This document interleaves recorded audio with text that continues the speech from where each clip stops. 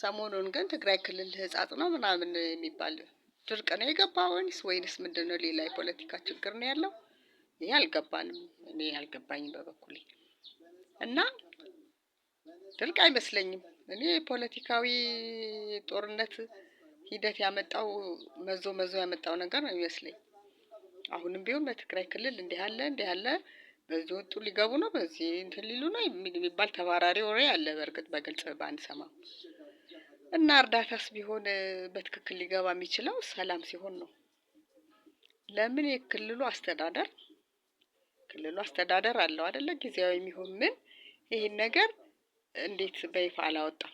ችግሩ የቱ ጋር እንደሆነ ለምን አልተናገረም?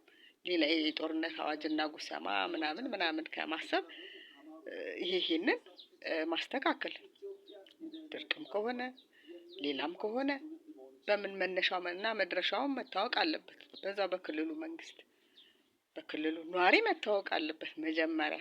ሲቀጥል ነው ወደ ሌላ ህብረተሰብ መሄድ ያለበት። እና ይሄ በተለይ ጦርነት ያመጣብን መዘዝ ብዙ ነው። አሁንም ደብረ ብርሃን ላይ ያሉት በድንኳን ያሉ ምን እየሆኑ ነው? ሌሎችም ገና ሻሮ መሽለቀቀንና ነው። በከተማማ አልፎ የሚራብ ጾሙን የሚያደር ብዙ ሰው አለ። ያው በግልጽ መሬት ላይ ወድቆ ወይንም ተርቧል ተብሎ እንደዚህ ግልጽ የወጣ ነገር የለም እንጂ በኑሮ ውድነቱ ብዙ ችግር አለ ከተማም ውስጥ። ስለዚህ በግልጽ ደግሞ መታወቅ አለበት። የትግራይ በድርቅ ነው በፖለቲካዊ ሁኔታ ዞሮ ጦርነት የሚባል ነገር የጦርነት ትንኮሳ የጦርነት ሀሳብ ካልቆመ ገና ይቀጥላል ከዚህም የባሰ ነገር።